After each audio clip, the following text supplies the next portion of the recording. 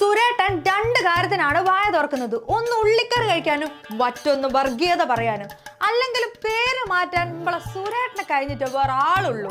മലയാളിന്റെ പ്രിയപ്പെട്ട ബീഫ് ഫ്രൈനെ ഒറ്റ ഇരിപ്പിന്, അതായത് ഇരുന്ന ഇരിപ്പിന് ഉള്ളിക്കറിയാക്കിയ ആളാണ് സുരേട്ടൻ. ഹാൻഡ്സ് വെച്ച് മല കയറാൻ പോയത് ഏത് ശബരിമല പോയപ്പോഴേ അത് വീഡിയോയിൽ പിടിച്ചപ്പോ അത് നമ്പൂരിപ്പൊടി കൊണ്ട് പല്ല് തേച്ചതെന്ന് പറഞ്ഞിട്ടുണ്ടത്രേ. ഹൈ, അതൊക്കെ പഴയ കഥ. ഇങ്ങോട്ട് വരിക. ഇപ്പതാ നമ്മളെ വയനാട്ടിലെ സുൽത്താൻ ബത്തേരിന്റെ പേര് മാറ്റണം എന്നാണ് മൂപ്പര് പറയണത്.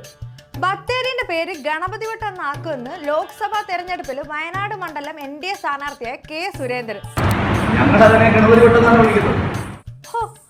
സുരേട്ടന്റെ ഈ കോൺഫിഡൻസ് അതാണ് എന്നെ ഏറ്റവും കൂടുതൽ ആകർഷിച്ച ഘടകം. എന്നെ സ്നേഹം കൊണ്ട് വീർപ്പൂട്ടിക്കരുതേ. എന്തായാലും തോക്കും. പിന്നെ എന്തിനാണ് ഉള്ള വോട്ട് കൂടി കളയുന്നതെന്ന് എനിക്ക് ഒരു ഐഡിയയും കിട്ടുന്നില്ല. ഇതെന്നെ പ്രമാദാ.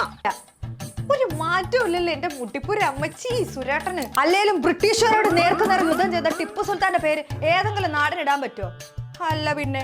ഒരു ഷൂ നക്കി പോളിഷ് ചെയ്ത സവർക്കറുടെ പേരാണെങ്കിൽ ഒരു ഗുമ്മുണ്ട്. അല്ല പിന്നെ. സുൽത്താൻ ബത്തേരിയുടെ പേര് സുഗുണം ഭട്ടതിരി എന്നോ അങ്ങനെ എന്തോ, ഒരു ഗണപതി വട്ടം എന്നോ അങ്ങനെ എന്തോ ആക്കണം എന്ന് എന്തൊക്കെയോ തോന്നലാണ് മൂപ്പർക്ക്. സിദ്ധനാ, മഹാസിദ്ധൻ. പറഞ്ഞിട്ട് ഒരു കാര്യമില്ല. ഇനി സുരേട്ടനോട് പേഴ്സണൽ ആയിട്ട് കുറച്ച് കാര്യം പറയാനുണ്ട്. മുസ്ലിയാരങ്ങാടി ഇമ്പങ്ങാടി മാറ്റണം സുരേട്ടാ. നമ്പ്യാരങ്ങാടി മതി.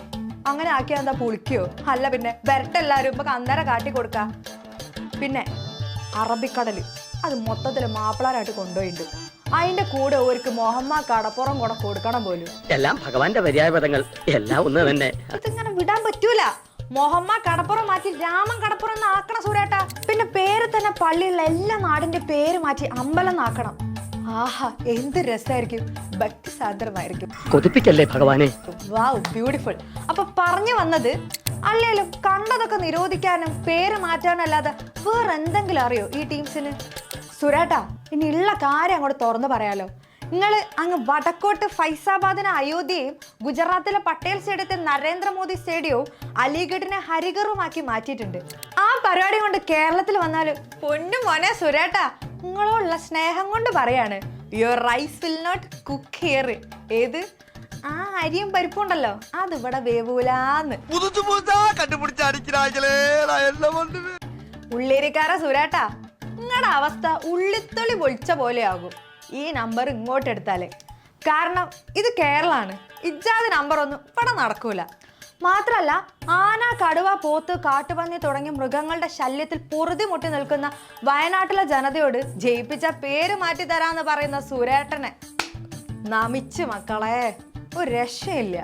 അല്ലേലും റിസൾട്ട് വരുന്നവരെ ബത്തേരിക്ക് വട്ടോ വരയോ എന്നൊക്കെ പേരിട്ട് മൂപ്പരാട് ആശ്വസിക്കട്ടെ. നിങ്ങൾ എന്തിനാണ് ഇങ്ങനെ ടെൻഷൻ അടിക്കണത് ഗൈസ്? റിസൾട്ട് വന്ന് കഴിയുമ്പോൾ ആ വട്ടവും ചമന്ന് മൂപ്പരോട് പോക്കാട് പോയിക്കോളും ചോര ഇറങ്ങിയിട്ട്. പാവം മുള്ളിജി, നിങ്ങളിങ്ങനെ മൂപ്പരിങ്ങനെ ടോർച്ചർ ചെയ്യല്ലേ. അത് മാത്രമല്ല, എന്തൊക്കെ മാരി തേച്ചാലും ഉള്ളിലുള്ള ഫ്രോഡ് പണി അത് പുറത്തു വരും. അതാണ് പ്രകൃതി നിയമം. ഏത്